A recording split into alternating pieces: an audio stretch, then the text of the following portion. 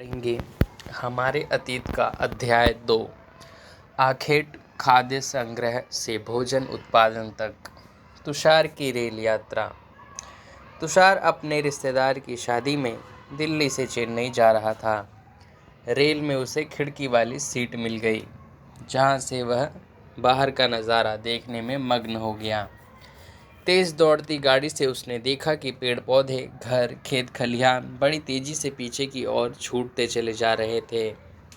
तभी उसके चाचा ने उसके कंधे पर हाथ रखा और कहा, पता है कि लोग ने मात्र 150 साल पहले रेल से यात्रा करनी शुरू की थी।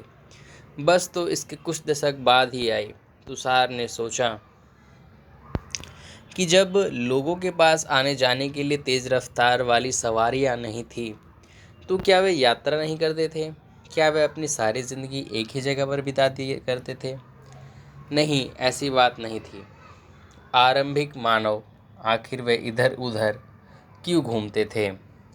हम लोगों के बारे में जानते हैं जो इस उपमहाद्वीप में 20 लाख साल पहले रहा करते थे। आज हम उन्हें आखेट खाद्य संग्राहक के नाम से जानते हैं।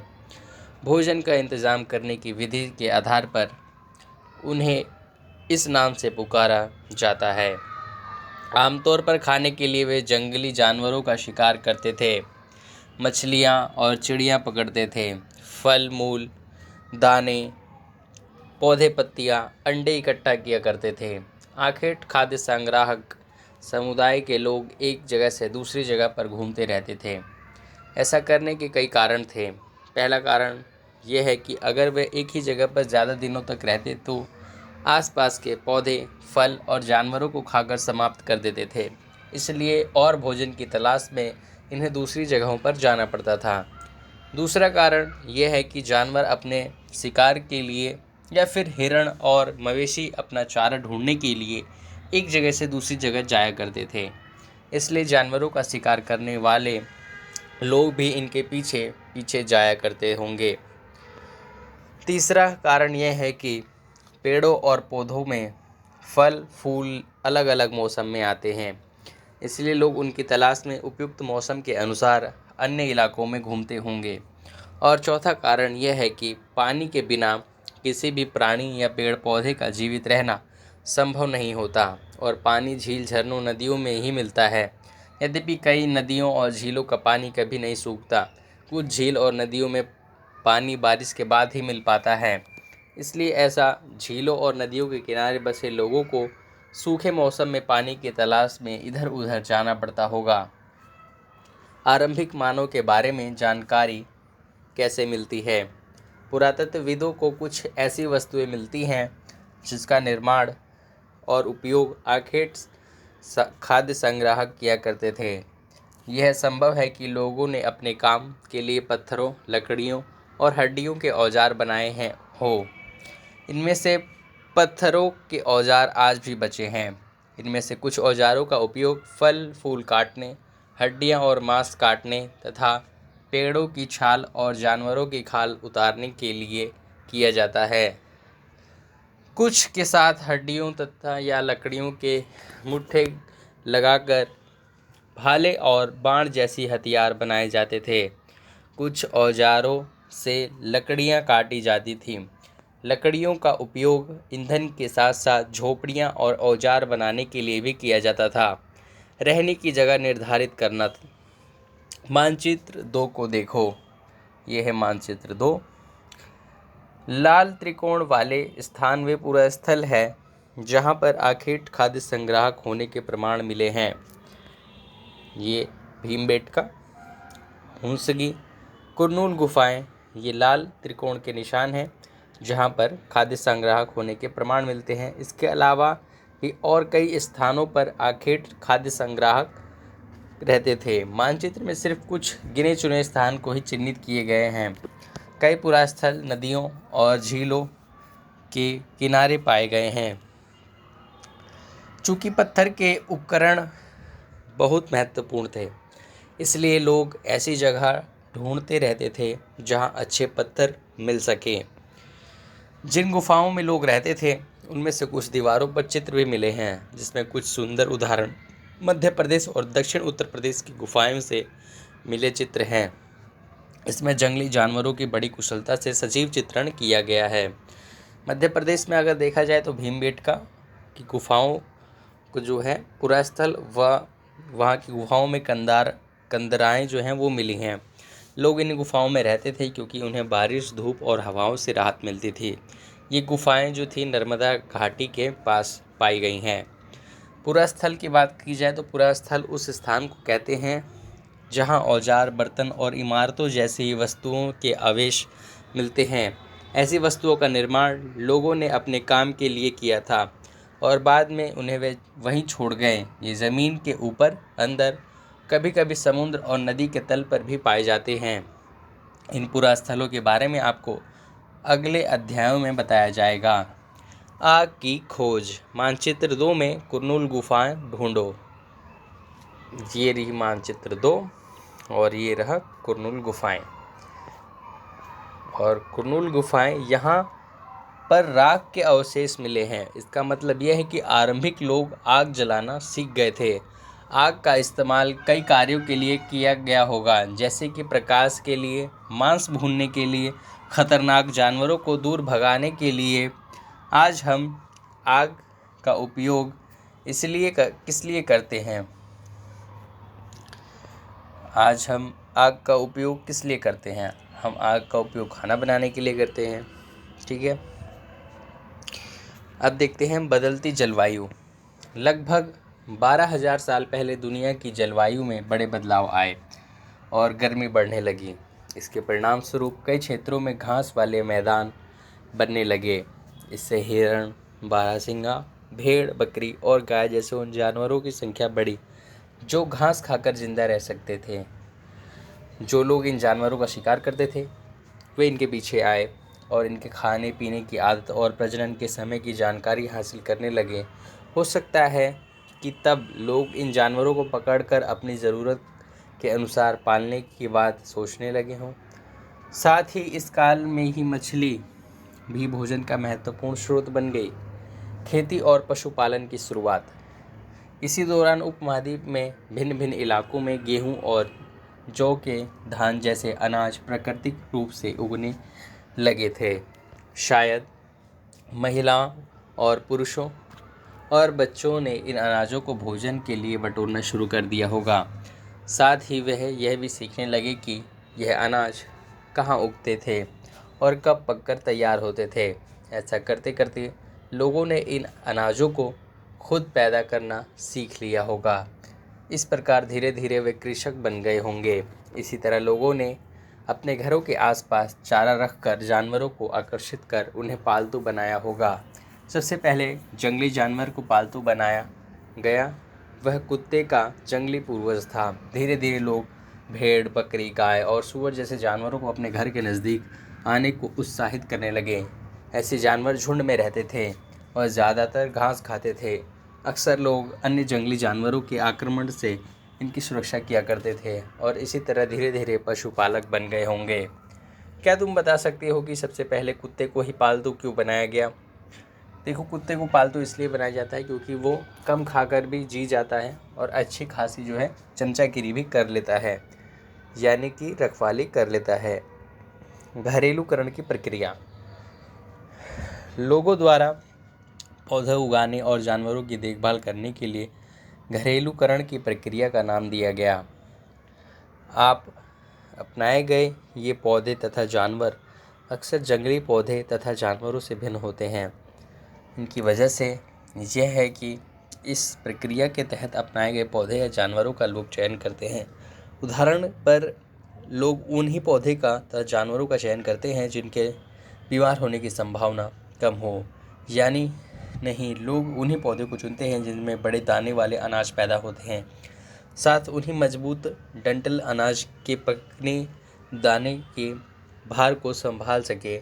ऐसे पौधों को संभाल कर रखा जाता है ताकि फिर से उगाने के लिए उसे गुण सुरक्षित रह सके। उन्हीं जानवरों को आगे प्रजनन के लिए चुना जाता है जो आमतौर पर अहिंसक होते हैं। इसलिए हम देखते हैं कि पाले गए जानवर तथा कृषक अपनाए गए पौधे जंगली जानवर तथा पौधे से धीरे धीरे भिन्न होते गए। मिसाल के तौर पर जंगली जानवरों की तुलना में पालतू जानवरों के दांत और सींग छोटे होते हैं। इन दांतों को देखो, कौन सा जंगली सूअर का है, कौन से पालतू सूअर का। यह प्रक्रिया पूरी दुनिया में धीरे धीरे चलती रही। ये करीब 12,000 साल पहले शुरू हुई। वास्तव में आज हम जो भोजन करते हैं वो इस प्रक्रिया की वजह से है। कृषि के लिए अपनाई गई सबसे प्राचीन फसलों में गेहूं तथा जौ आते हैं। उसी तरह सबसे पहले पालतू बनाए गए जानवरों में कुत्ते के बाद भेड़ बकरी आते थे। एक नवीन जीवन शैली। तुम किसी पौधे के बीज को बो कर देखो, तुम पाओगे कि इसे विकसित होने में कुछ वक्त लगेगा। इसे कुछ दिन, महीने या फिर साल तक लग सकता है। इसलिए जब लोग पौधे उगाने लगे तो उनकी देखभाल उन्हें एक ही जगह पर लंबे समय तक रहना पड़ता है। बीज बोने से लेकर फसलों को पकने तक, पौधे की सिंचाई करने, खरपतवार हटाने, जानवरों और चिड़ियों से उसे रक्षा करने जैसे बहुत से काम शामिल थे। कटाई के बाद अनाज का उपयोग बहुत संभाल कर करना पड़ता था। अनाज को भोजन और बीज दोनों के रूप में बचा कर रखना आवश्यक था, इसलिए लोग इसे भंडार की बात सोचनी पड़ी। बहुत से इलाके में लोगों ने मिट्टी के बड़े बड़े बर्तन बनाए, टोकरियां बुनी और फिर ज़मीन में गड्ढा खोदा। क्या तुम्हें लगता है कि शिकारी या भोजन संग्रह करने वाले बर्तन बनाते थे और उनका प्रयोग करते हैं? अपने जवाब का कारण भी बताइए। जानवर चलते फिरते खाद्य भंडार। जानवर बच्चे देते हैं, उनकी संख्या भी बढ़ती है। अगर जानवरों की देखभाल की जाए तो उनकी संख्या तो बढ़ती ही है, साथ में उन्हें दूध भी प्राप्त हो सकता है, जो भोजन का एक अच्छा स्रोत है। यही नहीं, जानवरों से हमें मांस भी मिलता है। दूसरे पशु शब्दों में पशुपालन भोजन के भंडार का एक तरीका है। भोजन के अतिरिक्त जानवरों को क्या क्या मिल सकता है? आज जानवरों का उपयोग किस लिए होता है, ये आपको बताना है। आओ आरंभिक कृषकों और पशुपालकों के बारे में पता करें। मानचित्र 2 में देखेंगे तो कई नीले रंग के वर्ग भी दिखाई देंगे। इसमें से प्रत्येक बिंदु को उस जगह दर्शाता है जहां पुरातत्वविदों को शुरुआती कृषक को और पशुपालकों के होने के साक्ष्य मिले हैं। ये पूरे उपमहाद्वीप में पाए गए हैं और इनमें सबसे महत्वपूर्ण पश्चिमोत्तर क्षेत्र में, आधुनिक कश्मीर में और पूर्वी तथा दक्षिण भारत में पाए गए। वास्तव में निर्दिष्ट स्थान कृषकों और पशुपालकों की बस्तियां थीं या नहीं, इसे जांचने के लिए वैज्ञानिक खुदाई में मिले पौधे और पशुओं की हड्डियों के नमूने का अध्ययन करते हैं। इनमें से सबसे रोचक जले हुए अनाज के दाने अवशेष हैं। ऐसा लगता है कि ये गलतियां या फिर जानबूझकर जलाए गए होंगे। वैज्ञानिक इन अनाज के दानों की पहचान कर सकते हैं। इस तरह हम पता चलता है कि उपमहाद्वीप में विभिन्न भागों में बहुत सारी फसलें उगाई जाती रही होंगी।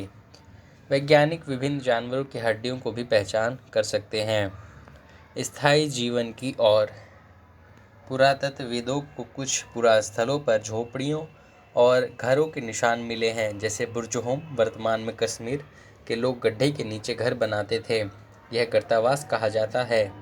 इसमें उतरने के लिए सीढ़ियाँ होती थी, इससे उन्हें ठंड के मौसम में सुरक्षा मिलती होगी। पुरातत्वविदों को झोपड़ियों के अंदर और बाहर दोनों ही स्थानों पर आग जलाने के लिए जगह मिली है। ऐसा लगता है कि लोग मौसम के अनुसार घर के अंदर या बाहर खाना पकाते होंगे। बहुत सारी जगहों से पत्थर और औजार भी मिले हैं। इसमें से कुछ जो पुरापाषाण युगीन उपकरणों से भिन्न है, इसलिए उन्हें नवपाषाण युग का माना गया है। इसमें से वे औजार भी हैं जिसकी धार को और अधिक पैना करने के लिए उन पर पॉलिश चढ़ाई जाती थी। ओखली और मूसल का प्रयोग भी अनाज तथा वनस्पति से प्राप्त अन्य चीज़ों को पीसने के लिए किया जाता था। आज हजारों साल बाद भी ओखली और मूसल का प्रयोग अनाज पीसने के लिए किया जाता है। उसी तरह प्राचीन प्रस्तरयुगीन औजारों का निर्माण और प्रयोग लगातार होता रहा। कुछ औजार हड्डियों से भी बनाए जाते थे। ये वो पत्थर हैं पुरापाषाण युग के और नवपाषाण युग के उपकरण जो हैं आप देख सकते हैं, ये आपको इसमें दर्शाया गया है। नवपाषाण युग के पुरास्थलों से कई प्रकार के मिट्टी के बर्तन मिले हैं। कभी कभी इस पर अलंकरण भी किया जाता था। बर्तनों का उपयोग चीज़ों को रखने के लिए किया जाता था। धीरे धीरे लोग बर्तनों का प्रयोग खाना बनाने के लिए भी करने लगे। चावल, गेहूँ तथा दलहन जैसी अनाज अब आहार का महत्वपूर्ण हिस्सा बन गए थे। इसके साथ साथ अब लोग कपड़े भी बुनने लगे थे। इसके लिए कपास तथा अन्य पौधे की उगाए जाने की आवश्यकता थी। क्या ये परिवर्तन हर जगह से एक ही साथ होंगे? ऐसी बात नहीं। एक तरफ जहाँ कई सालों पर स्त्री पुरुष शिकार और भोजन संग्रह करने का काम करते थे, वहीं अन्य लोग हजारों सालों से दरमियान धीरे धीरे खेती और पशुपालन को अपना लिया। बहुत जगह लोग मौसम के मुताबिक बदल गए, अपनी जीविका चलाया करते थे। सूक्ष्म निरीक्षण, मेहरगढ़ के जीवन और मृत्यु। मानचित्र 2 में पृष्ठ 12 में मेहरगढ़ ढूंढिए और यहाँ ईरान जाने वाले सबसे महत्वपूर्ण रास्ते बोलन दर्रे के पास एक हरा भरा समतल स्थान है। मेहरगढ़ संभवतः वह स्थान है जहाँ के स्त्री और पुरुषों के इस इलाके में सबसे पहले जौ और गेहूँ और भेड़ बकरी पालना सीखा। यहाँ विभिन्न प्रकार के जानवरों की हड्डियाँ मिली, इसमें हिरण तथा सूअर जैसे जंगली जानवरों तथा भेड़ और बकरियों की हड्डियाँ हैं। मेहरगढ़ के इस अलावा चौकोर तथा आयताकार घेरे के अवशेष भी मिले हैं। प्रत्येक घर में 4 या उससे ज़्यादा कमरे हैं। इसमें से कुछ स्वतः भंडार में काम आते होंगे। मृत्यु के बाद सामान्यतः मृतक के सगे संबंधी उसके प्रति सम्मान जताते हैं। लोगों की आस्था है कि मृत्यु के बाद भी जीवन होता है, इसलिए कब्रों में मृतकों के साथ कुछ सामान भी रखे जाते थे।